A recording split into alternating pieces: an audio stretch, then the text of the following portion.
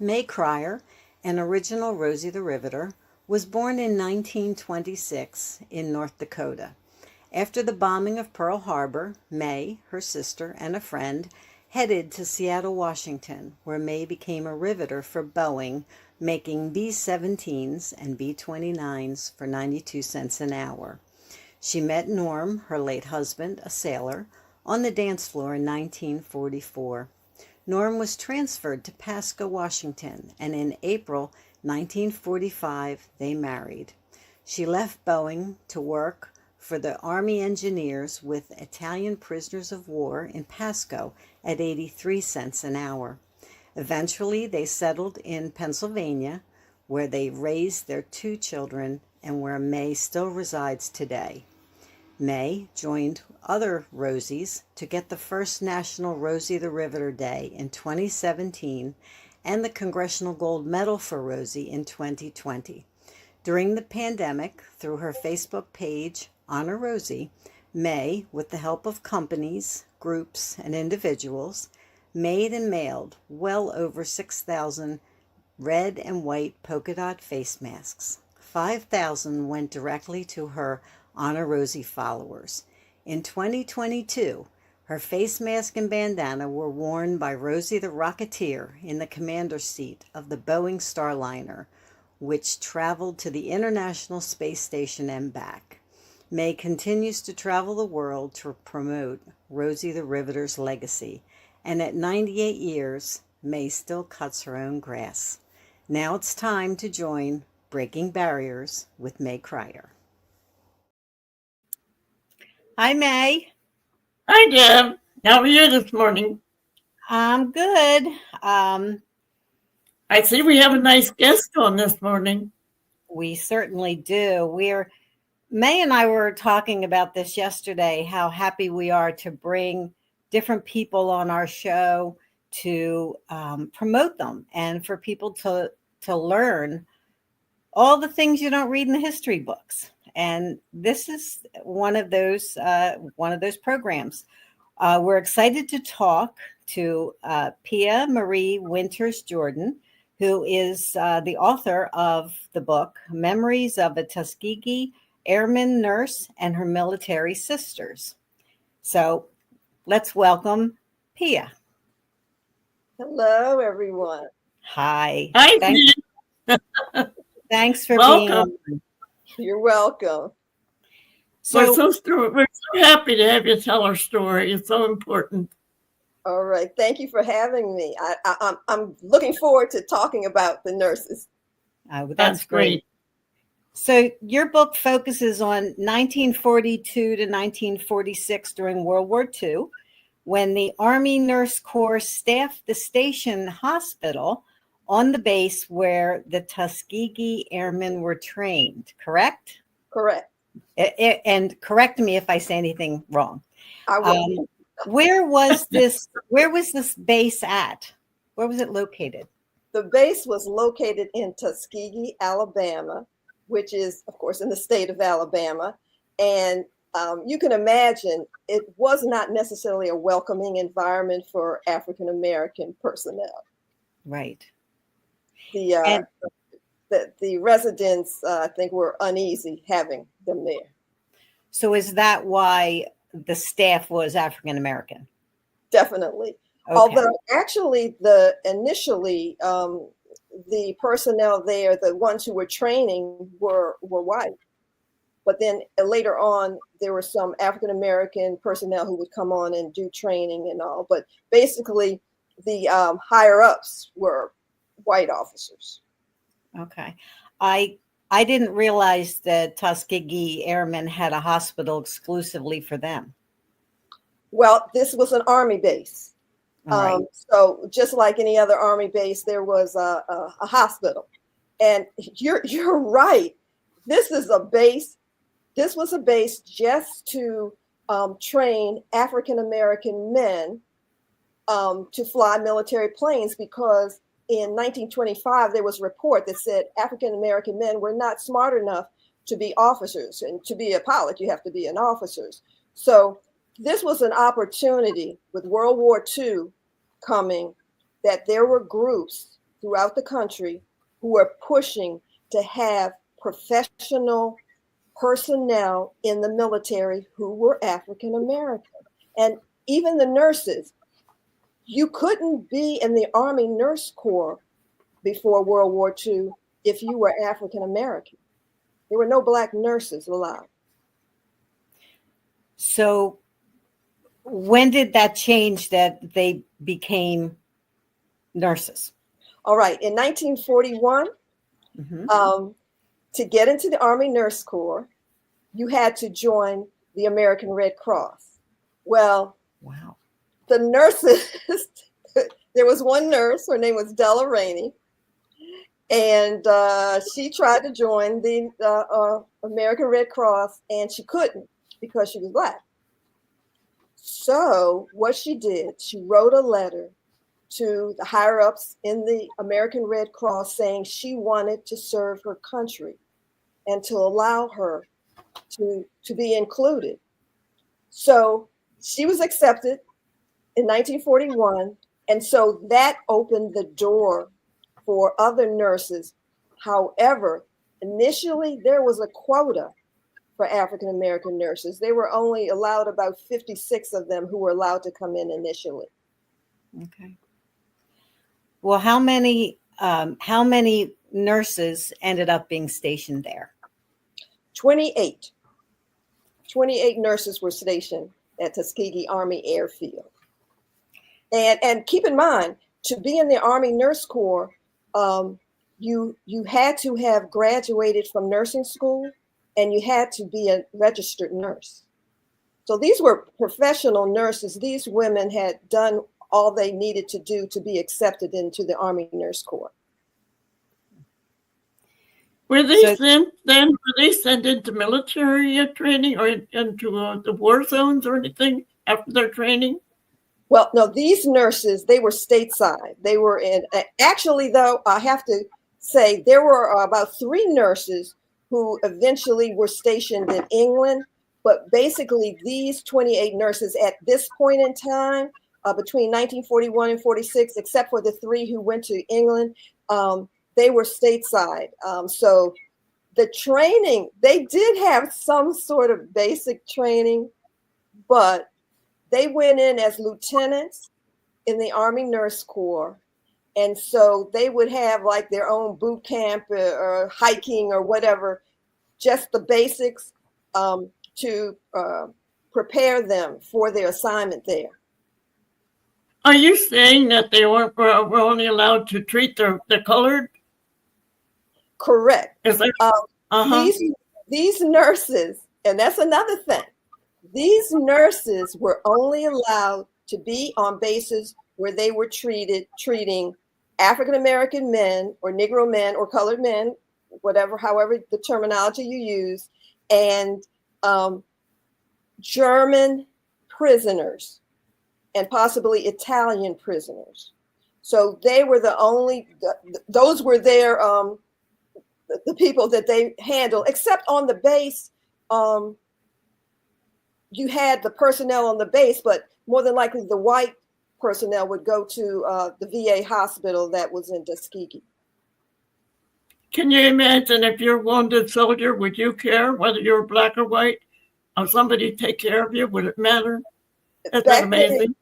Yes, and because there were Jim Crow laws, the laws that said African Americans couldn't go to certain hospitals, they could go to black hospitals. And May, I want to mention something. When I was growing up, my grandfather called us colored people. And then when my mother, she was born in 1920, but in the 40s, and so they would say, or 50s, Negroes. And then in the 60s, it became African American or Black or African American. And so in the future, I don't know what will be called. I'm always afraid I'm going to use the wrong name or call you the wrong thing. I mean, it's just natural for me to enjoy your teachers. It doesn't matter to me. And this seems so funny because I never know whether I'm saying the right thing. I think a lot of us don't know, even as I was growing up. It's like, because keep in mind, as you can see, I'm a light-skinned African American person, and my mother was light-skinned. So it could be, we could be confused that we were Caucasian, we're white.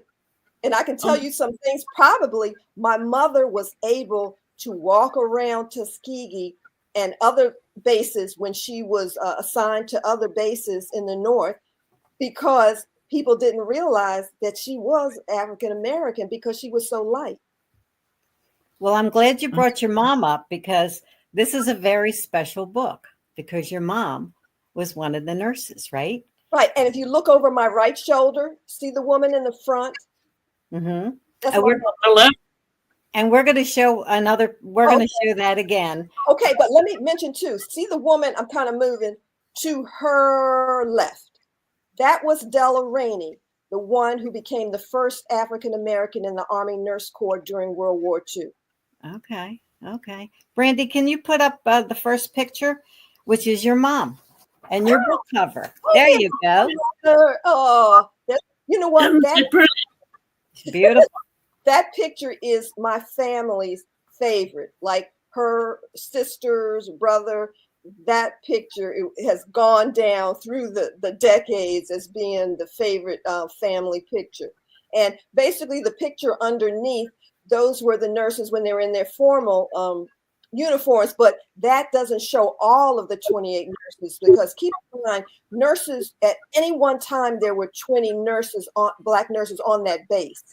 So there were 28 total, but nurses were coming and going, and nurses got married and whatever, or left the service. So, but basically I was able to document 28 of them. Okay. And your mother still alive? I assume your mother isn't alive. Is that correct? No, she died in 2011. And my book came out last year in 2023, July, actually my son's birthday, July 15th, 2023. And so I don't know if I should mention this now, but if anybody, you can go on Amazon, other online places. You might check your local bookstore for a book, your local library, or ugapress.org, because the book is sponsored by the University of Georgia Press.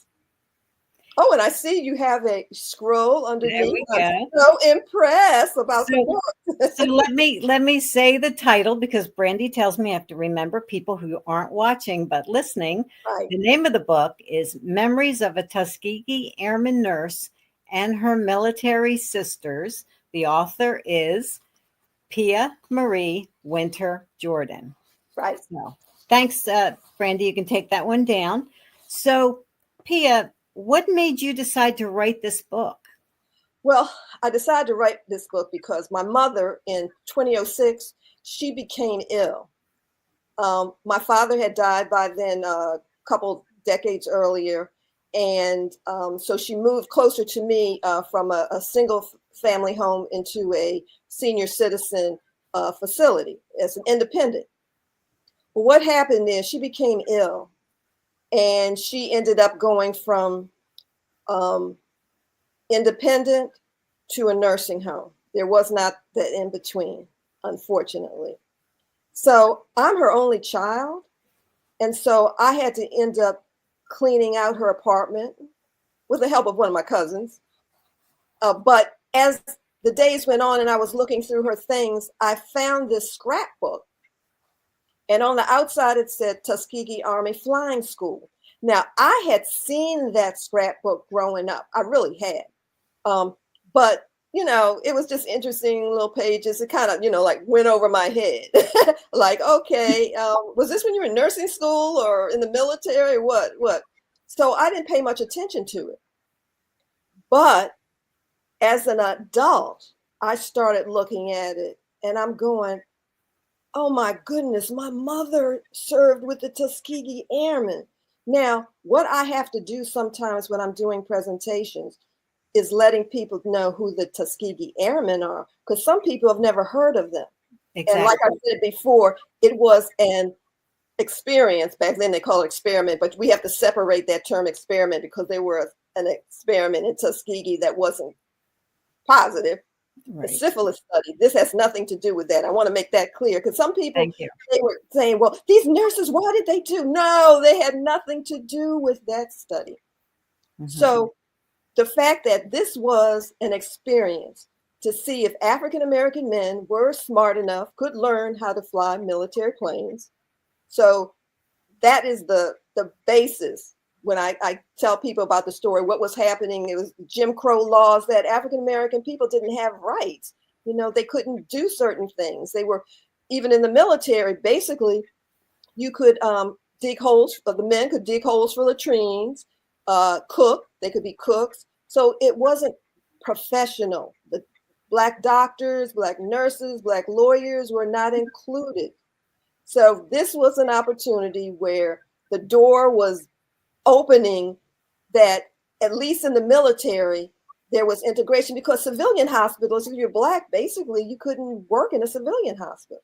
You could work in a Black hospital, but not so much civilian hospital. And I'll have to say, just to mention, 4 of these nurses were graduates of St. Philip Hospital School of Nursing in Richmond, Virginia. And that was under the Medical College of Virginia. Now, that was a white institution, but St. Philip Hospital was a Black hospital. So they needed to train nurses to take care of the patients and provide patient services there. So that school, that college, was open to African-American women to basically, because there was a need, because they couldn't let white nurses take care of the Black patients. So I wanted to mention that 4 of those nurses, they did graduate from the same school. Now, and none of them were whack or waves, right, up here? Were any of them allowed to whack or wave during the war? Were they whacks or waves? No, these were in the Army Nurse Corps, ANC. So that's different. Yeah, they weren't allowed to do. They weren't allowed to do the, like I said, the whacks and the waves. They weren't allowed into the Corps, their Corps. Oh, well, the Army Air Corps. Well, the Air Force hadn't started yet. The Navy, the Navy nursing, they didn't allow Black nurses in the what is it? The Navy, the Nurses Navy Corps until I believe it was around 1948, 40, or maybe 1945-ish, 46s. But basically, the door was kind of closed to that point in the 40s and 41 until Della Rainey, opened the door for the nurses who were going in the Army Air Corps, the Army Nurse Corps. But what happened is when Della Rainey, well, I'm sorry, you were asking me about my mother. So my mother became ill. I was looking through her things. She, looking through that scrapbook, I'm going, oh my goodness, my mother was with the Tuskegee Airmen. And so what happened is I went from working in broadcast news to teaching it at Morgan State University in Baltimore County, which is a historically Black college university. And I taught multimedia journalism. Well, one of my colleagues, I was telling her one day, and this was 2 years after my mother had become ill and she was in a nursing home. I told my colleague, I feel so bad. Here I am, a journalist, and my mother was in the Tuskegee, she was in Tuskegee in the Army Nurse Corps, and I never did anything about it. I worked in the business, but I never did anything. So she said, well, start now. And I'm like, okay. And so she said, and you know what you have to do first? I said, got to get the interviews, because they're in their late 80s, their 90s now. And so I went literally all over the country interviewing. Fortunately, one of the nurses who was married to one of the first 4 Tuskegee Airmen who graduated, she and my mother were close friends. We even traveled overseas together. And so she was in California. Another nurse I'd never met was in New Jersey at that time. And then, of course, there was my mother. So I'm going to all these locations, New Jersey, California, Maryland. I'm also going to the archives at Maxwell Air Force Base. They have the, that's the was it repository for the Tuskegee Airmen history. That's there in Montgomery, Alabama. I went to the United States, what is it? Where we keep all our stuff. Library of Congress? No, not the Congress, but oh goodness, I don't know why my mind is just going. National Archives. Yes, I went to the National Archives 1 and 2, one in DC, the one in College Park, Maryland, and I have to say go Terps because I'm a University of Maryland graduate. So anyway, I digress. So I said, okay, I did all that. I went all around the country. I got all this information. My goal was to do a documentary about these nurses. So years have gone by. I taught at Morgan about 10 years. And I hadn't, because I was trying to do everything myself. And fortunately, there was a woman who had gotten a couple of people who had gotten information about some of the nurses and shared it with me. And one of the pictures in my mother's scrapbook, I couldn't identify the woman, but one woman found out, some children of Tuskegee Airmen, I found out who this woman was. And so I had information, at least a little bit of information on each of the 28 nurses. Excuse me 1 minute. Brandy, put up the second picture, please. And this will be the nurses. Okay, and I'll take a little drink. Yeah, that's the one behind me. Yep, that's the one behind you, but this is bigger for us to see. Right. And so as you see, my mother, see, I'm facing this. So, well, I guess you can see the light-skinned woman in the front. On the left. Yep. On the left. Okay, good. I'm seeing in the right way. And then the Della Rainey, they called her Ma Rainey. She was the principal chief nurse at Tuskegee. And so let's see what else. Where was I? So anyway, I did all that work. I got all the information about the documentary. And then I said, oh, let me start writing a radio documentary, a television documentary. I said, okay, I'll do a book proposal and see if any publishers are interested. Guess what? A publisher was interested. Great. Which meant I had to write a book. Mm-hmm. I was planning to do it. I'm in broadcast news. I'm used to writing scripts. So now I need to write the book. Now I'd kind of been playing around if I were to write a book, how I would work it. So I took a year to work on the book. So I had to stop doing anything dealing with video and documentary. So I took a year to write the book. They accepted it. Actually, the publisher at that time was New South Books. Now there are what's called an imprint of the University of Georgia Press. So during the time when I wrote the book, got contracted by them, they went under the University of Georgia Press.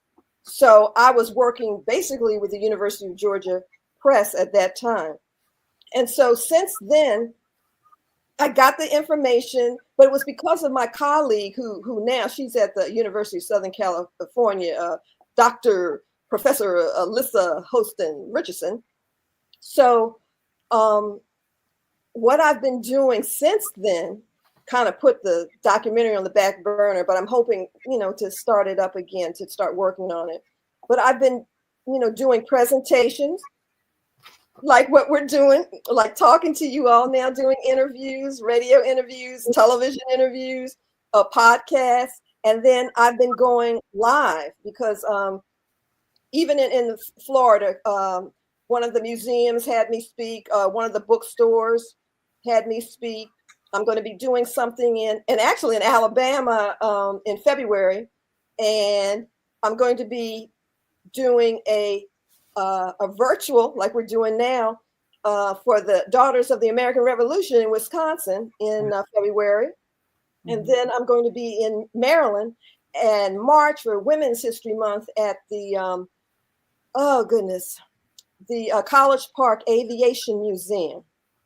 So it's keeping me really busy. Oh, and also the local chapter of the Association for the Study of African American Life and History this November, and we're in 2024. They are having me come in and present to them. So tell me, so your mom never talked about this? Basically, if she said anything, or I might have overheard her talking on the phone to her former sisters in the military. But you know what? When I talked to other children of Tuskegee Airmen and of the nurses, they were just mom and dad to us. It was like we were not really paying a lot of attention. And I have to say, I'm sorry about that. I don't know if it was because during that period, it was probably very hurtful, probably during Jim Crow, to imagine you're in a town where the people don't want you. You're in a country where you're a second, third, fourth class citizen. So that might have been the reason, because keep in mind, even though the Tuskegee Airmen were in training in the 40s, that term Tuskegee Airmen didn't get coined until the 1950s, when someone wrote a book about them. And then in recent decades, you see a documentary, you see movies about them, but they were just trying to serve their country in a way in which giving them an opportunity to be pilots. Now, I need to share this with you. The men were pilot cadets during the 1940s. They had no rank. The nurses were lieutenants. They came in as lieutenants in the Army Nurse Corps. So the men who became known as the Tuskegee Airmen, they had to salute them. And I interviewed some of them who knew my mother. And so you'll have to tell all your viewers, they have to get the book if they want to hear the stories about it. Will do. Well, so Mae, you had a similar kind of thing. You didn't talk about what you did in the war until your kids were, in high school, right? Oh yes, they were. In fact, they were in college almost. It's been 40 or 50 years ago when I began working to see that the American women were recognized. For Rosie Riveter was recognized, and I fought hard for the women, and we ended up with the Congressional Gold Medal, and that's so rewarding. And this week I was in Washington, and they told the story again and had me up on the stage. Of course, I love that. I'm waving. But, it's so rewarding. You're answering all of the questions that I have to ask you. You're answering before I ask. But, there's no... No, it's okay. No, I'm glad. But there's no substitute for working hard, I was go ahead. Yeah, you mentioned that your kids probably didn't become more interested, or you talk about it when you were in high school. Actually, when my son was in high school, I had mentioned, I guess, that my mother was in the military. And so his high school history teacher wanted my mother to come in to speak, but my mother was rather reluctant to do that. She's not one that's going to be out there speaking. She's more of a behind the scenes kind of person. So, back and then how they had those VHS cameras, those with the big little cassettes that you put in this camera. Well, I took.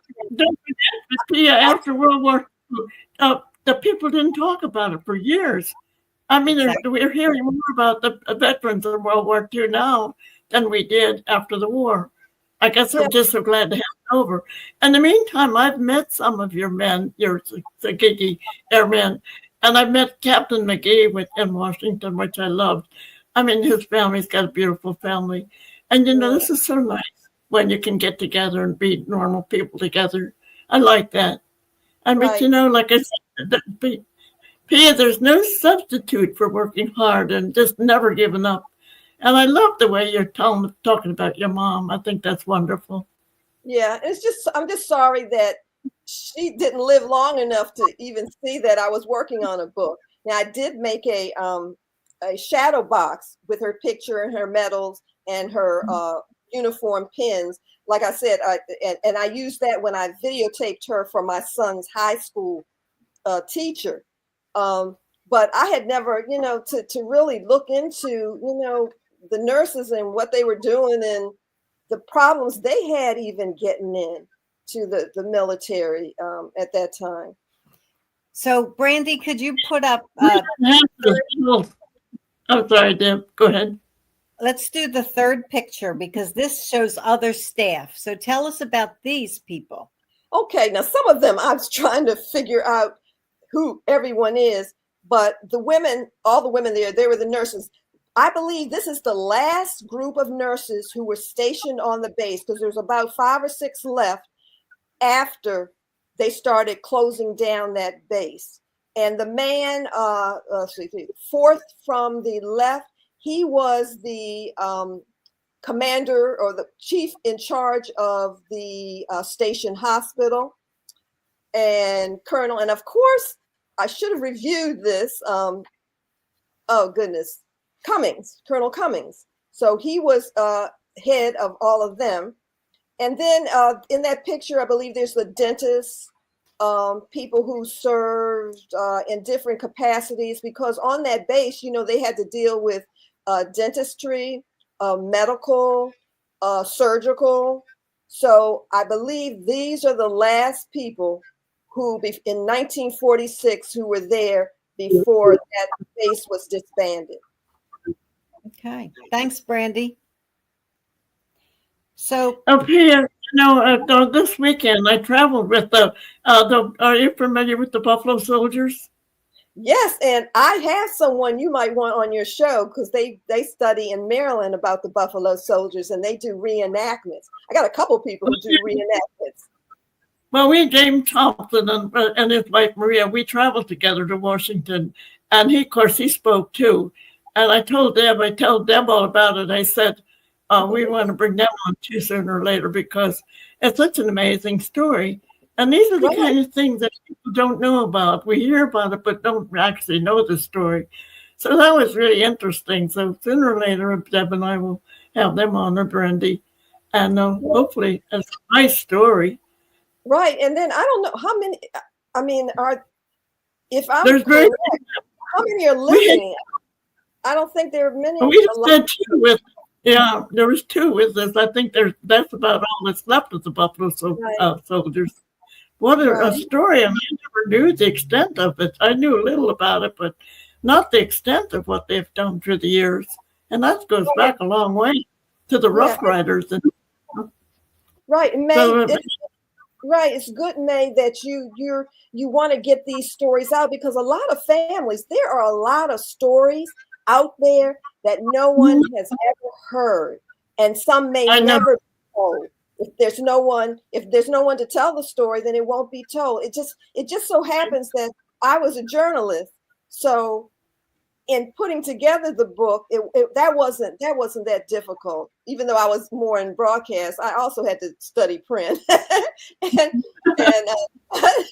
But every time I talk to people, I said, please remember at Thanksgiving, when you're with your family, especially your older members, but even like your own parents, take these cell phones that have audio and record the stories around the table about your family, because there are stories out there that no one will ever know. At least let your family know what you have done in life that no one will ever hear if it's not presented. That's true. And that's we had the Postal Directory Battalion, the 688. I saw that. I was watching that. Amazing. Yeah. So movies. I think the movie's coming out any day. December. Right. So 2020. I always have to say 2024. December 2024. It's coming out. Hopefully, people keep asking about. Is there going to be a movie about the nurses? I don't know. Well, I have a couple more questions. Go ahead, Mae. But thanks, Pia. They were very fortunate to have you to bring their story out. Yes. Yeah, and do you know what happened to these women after the military? You said you did interview some. Yes. All right. My mother, when she was in the military, she was trained because some of the nurses could be trained in different aspects of nursing, and she was interested in a psychiatry. So they sent her to St. Elizabeth's Hospital in Washington, D.C., which was at that time was a federal hospital. And after she retired left the military 10 years later, they hired her. She retired from St. Elizabeth's Hospital as a nurse. Oh, that's great. She was a psychiatric nurse. The other some of them, some of them. Let's see, the nurses, they got married. Some of them married Tuskegee Airmen or men who worked on that base. Let's see. I know that most of them, I believe, either a few of them remained in the military or civilian nursing afterwards. So as far as I know, and then or nurse training. I know one of the nurses who went to school with my mother in Richmond. I was looking at a yearbook, and she became an instructor at her alma mater. Wow. So the fact that an African American woman was going to be there as part of the instructors. So you see that it looked like most of them remained either in the military, especially Della Rainey. I believe she was a major when she came out of the military, but they either remained in the military, they got married, they went into other fields or education, or still in civilian hospitals or military hospitals. So would you say some of them broke the glass ceiling as far as being able to work in a hospital with white people, or were they always working in hospitals with African American patients? Well, what happened before integration in the military, which what was that, 1948, when the president opened up the door for that, but you still had resistance. So I interviewed a Black nurse, talked to her, and she was almost in tears. Now, this is in 2011. I attended the Tuskegee Airmen convention, which was held in Maryland, where I was living. That worked out well.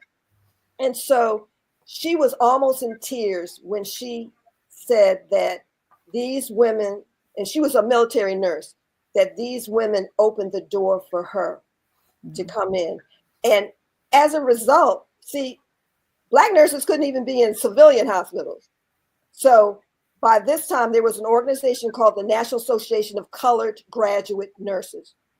They were the lobbying group to try to get Black nurses into civilian hospitals, white civilian hospitals. So, excuse me, let me just do my little tea drink.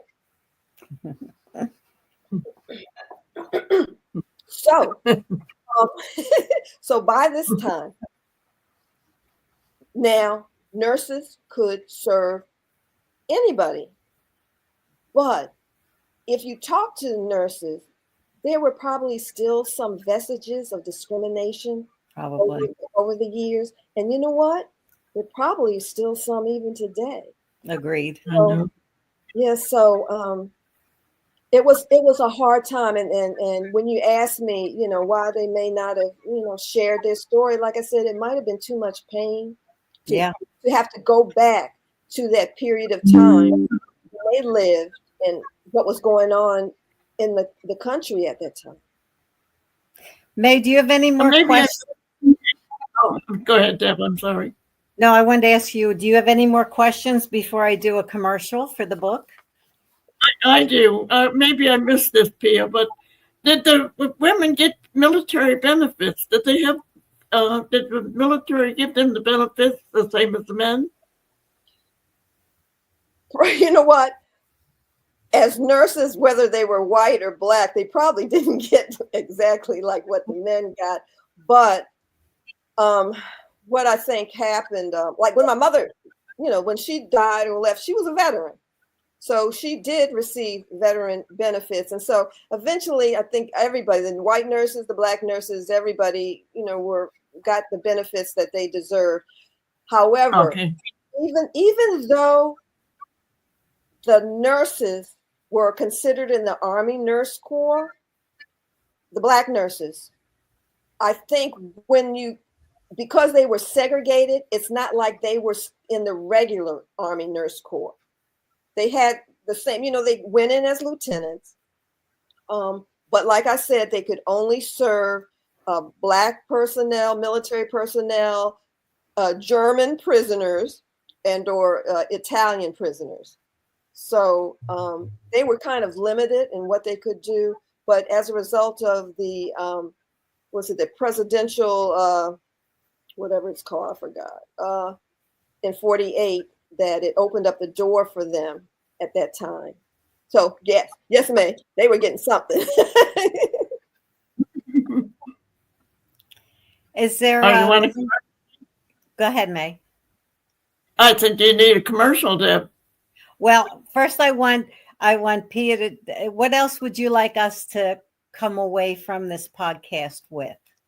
Well, I would want everyone listening, no matter if you're African American, Caucasian, European American, any place in the country, to get with your family members to talk about your history. Now, history might not be pretty.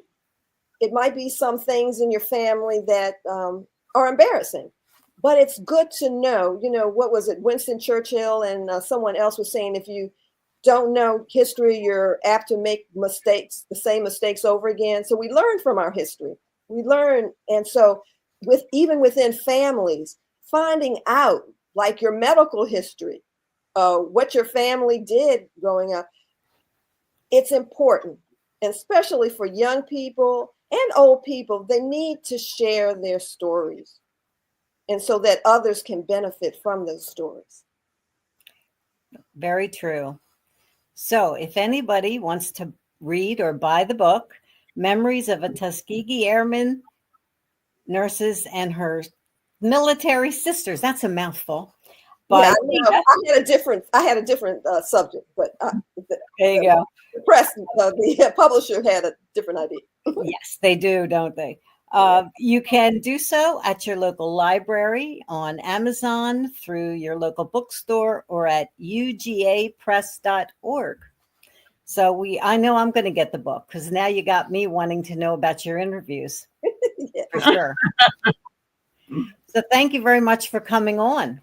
And thank you for having me. And you all I'm encouraging you to keep these stories alive, because you may be the only ones doing so. Well, it's important.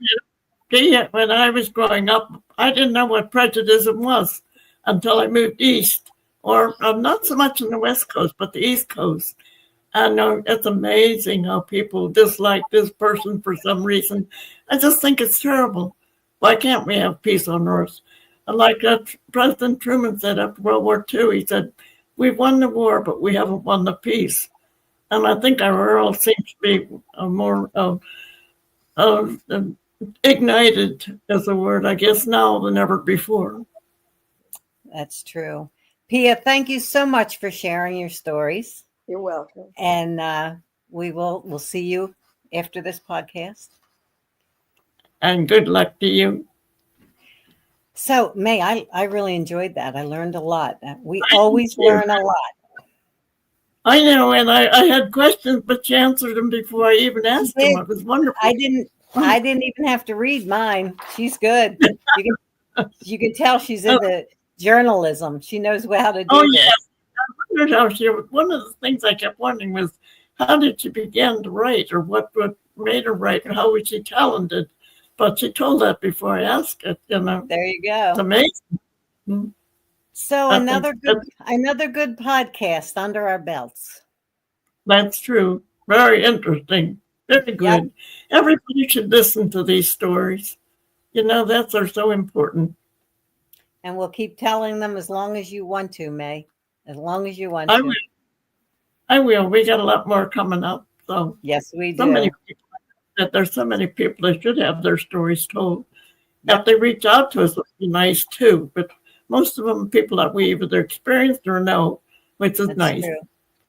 Okay, so Mae, shall we power up and say goodbye to our audience? And yes, we shall. Power up, Deb. Power up, everybody. Be kind to one another. Thanks for tuning in. Bye. Thank you. Bye.